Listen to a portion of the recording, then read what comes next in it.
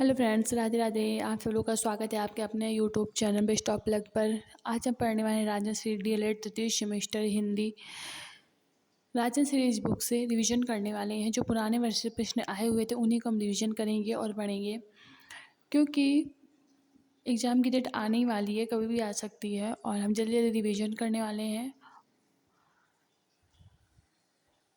आइए स्टार्ट करते हैं। आज हम पढ़ेंगे अति लघुत्तरीय प्रश्न जो पिछले वर्ष से पूछे गए हैं, उन्हीं को हम रिवीजन करेंगे। मासी कागज छोऊ नहीं, कलम गई नहीं हाथ, पंक्ति किस कवि के विषय में कही गई है? तो इस पंक्ति के कवि कबीर दास के विषय में कही गई है।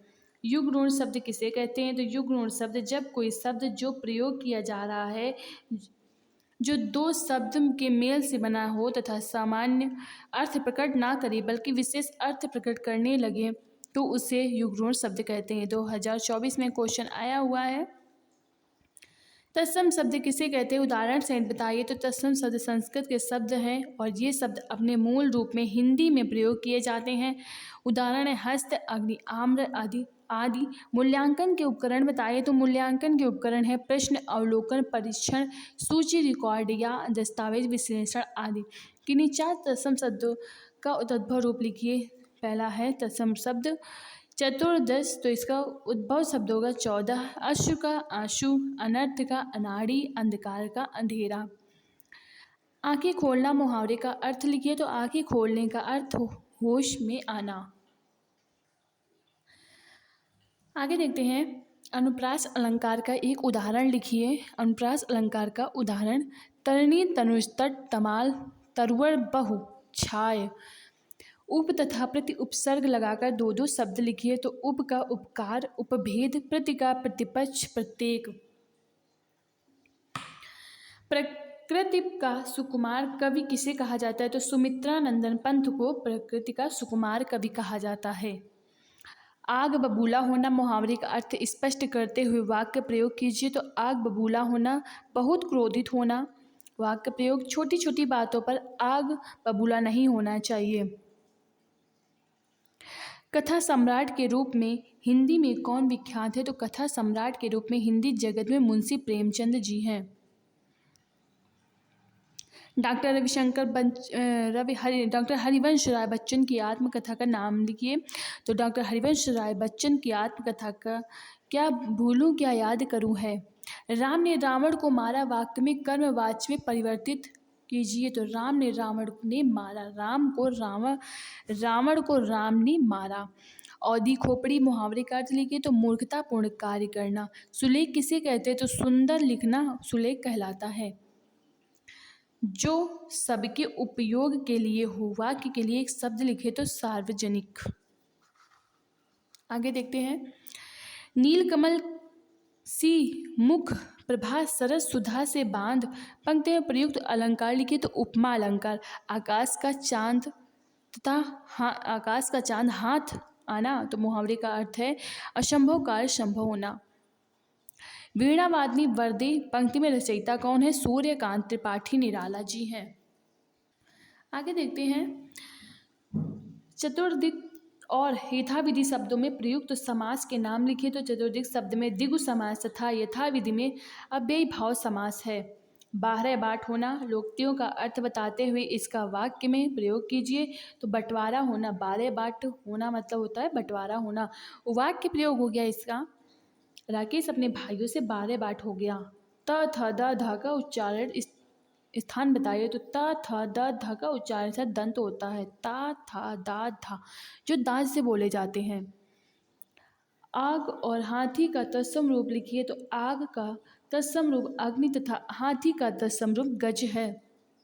उपकार के बदले किए जाने वाले उपकार को क्या कहते हैं? उपकार के बदले किए जाने वाले उपकार को प्रत्युपकार कहते हैं। किस भाषा के स्वरूप अनिश्चित होता है? अनौपचारिक भाषा का स्वरूप अनिश्चित होता है।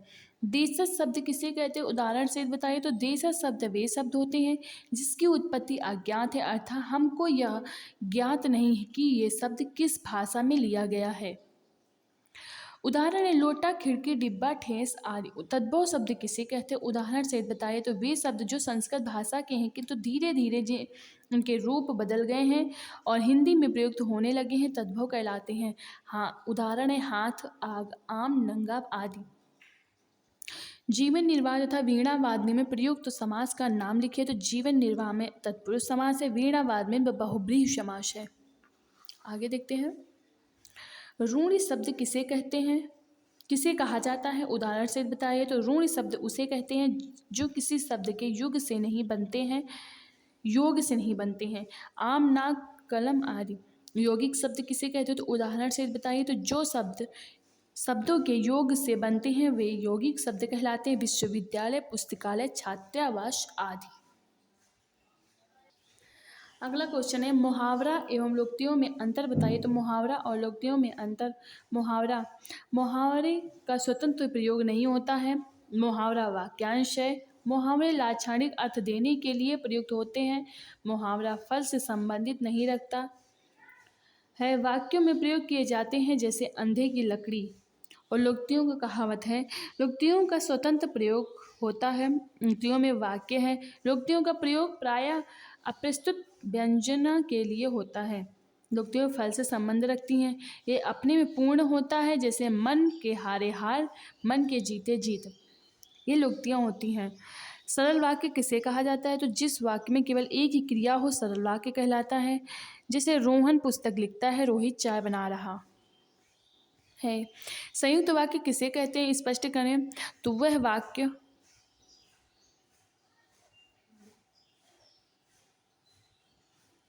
जिसमें दो अथवा दो से अधिक उपवाक्य हों और ये उपवाक्य किसी संयोजक जैसे और आदि लेकिन किंतु परंतु द्वारा जुड़े हों संयुक्त वाक्य कहलाता है। जैसे मोहन को घर जाना चाहिए किंतु वह नहीं गया। अनौपचारिक शिक्षा केंद्र है।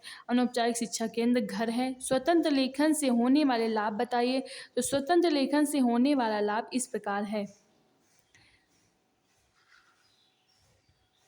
स्वतंत्र लेखन से रचनाकार की अभिव्यक्ति के कौशल का विकास होता है। स्वतंत्र लेखन से रचनाकार की कल्पनात्मक शक्ति का विकास होता है। स्वतंत्र लेखन से रचनाकार लेखक का बौद्धिक विकास होता है। स्वतंत्र लेखन से रचनाकार लेखक के कार्यों में दक्षता एवं प्रेरणा अधिक आती है।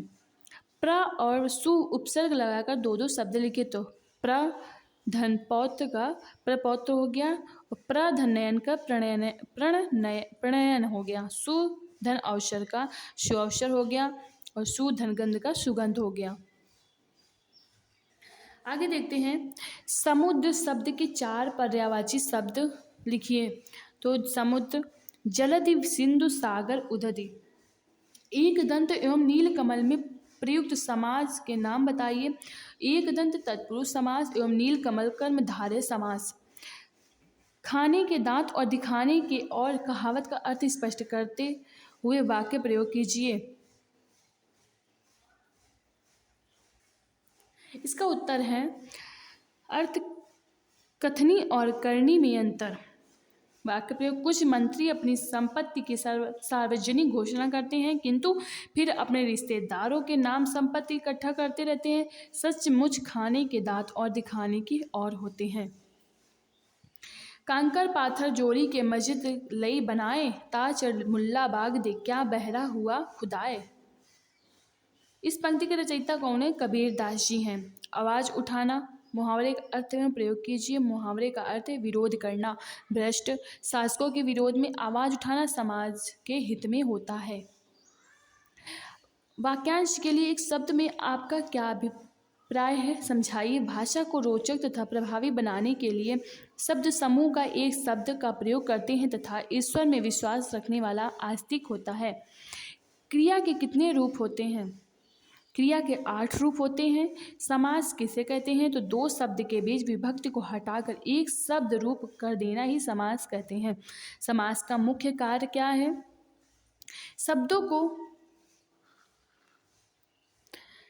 शब्दों को संक्षिप्त और सुंदर रूप से रखना ही समास का मुख्य कार्य है। जैसे मैंने मुंबई में गगन को चूमने वाली इमारतें देखी। इस वाक्य में गगन को चूमने वाली शब्दों के स्थान पर यदि एक सामासिक शब्द गगनचुंबी प्रयोग करेंगे तो वाक्य संक्षिप्त भी हो जाएगा और सुंदर भी लगेगा। मैंने मुंबई में गगनचुंबी इमारतें देखी।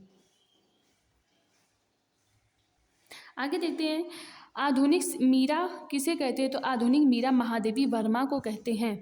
तुलसीदास जी का जन्म कब हुआ था? तो तुलसीदास जी का जन्म संवत 1554 में हुआ था। रचना की दृष्टि से शब्द के भेद बताइए। तो रचना की दृष्टि से शब्द तीन प्रकार के होते हैं, यौगिक ऋण और युग ऋण शब्द। मौन वाचन की दो विशेषताएं बताइए। मौन वाचन की दो विशेषताएं हैं। मौन वाचन से समय की बचत होती है, किसी दूसरे को पढ़ने में असुविधा नहीं होती। और लोकोक्ति की दो विशेषताएं बताइए। लोकोक्ति की दो विशेषताएं हैं, हास्य व्यंग्य से युक्त होती हैं, प्राचीन परंपरा से जुड़ी होती हैं। हरिऔध जी का पूरा नाम क्या है? हरिऔध जी का पूरा नाम अयोध्या सिंह उपाध्याय हरिऔध है। उन्नति तथा कृपण शब्द का विपरीतार्थक शब्द लिखिए। उन्नति अवनति कृपण दाता। सावन तथा किसान का तत्सम रूप लिखिए। तो सावन श्रवण किसान कृषक। आशु काव्य के रचयिता कौन है? तो आशु काव्य के रचयिता जयशंकर प्रसाद हैं। प्रकाश से तारे तोड़ लेना मुहावरे का अर्थ बताते हुए आप अपने वाक्यों में प्रयोग कीजिए। तो आकाश से तारे तोड़ लेना, असंभव कार्य करना। वाक्य प्रयोग, भारत की क्रिकेट टीम के लिए पाकिस्तान से मैच जीत लेना मानो आकाश से तारे तोड़ लेना जैसा है। हिंदी में जगत महाप्राण कवि के रूप में कौन सा कवि जाना जाता है? तो सूर्यकांत त्रिपाठी निराला जी जाने जाते हैं। ये सारे क्वेश्चन 2023-24 में आए हुए क्वेश्चन हैं। इन्हें आप पढ़ सकते हैं, समझ सकते हैं, रिवीजन कर सकते हैं। और एग्ज़ाम की डेट पास आ रही है, एग्ज़ाम आने ही वाले हैं, कभी भी एग्ज़ाम की डेट आ सकती है। तो कृपया करके आप अच्छे से पढ़ाई करिए, मन लगा के, और जो भी डाउट हो आप हमसे कमेंट बॉक्स में पूछ सकते हैं और पढ़ सकते हैं। राजन बुक सीरीज़ से हम राजन बुक से ही सारे क्वेश्चन पढ़ाने वाले हैं। जो लोग बुक नहीं ले सकते हैं उन्हें हम राजन बुक से ही पढ़ाएंगे, और वो हमारे चैनल पर आकर राजन बुक से पढ़ सकते हैं और रिवीजन कर सकते हैं।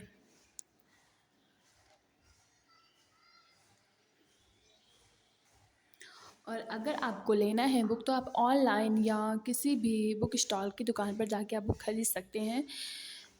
हिंदी डीएलएड तृतीय सेमेस्टर हिंदी।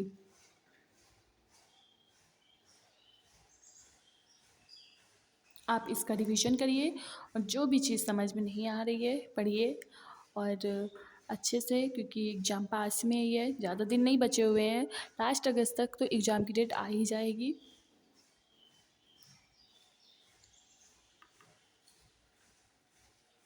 अब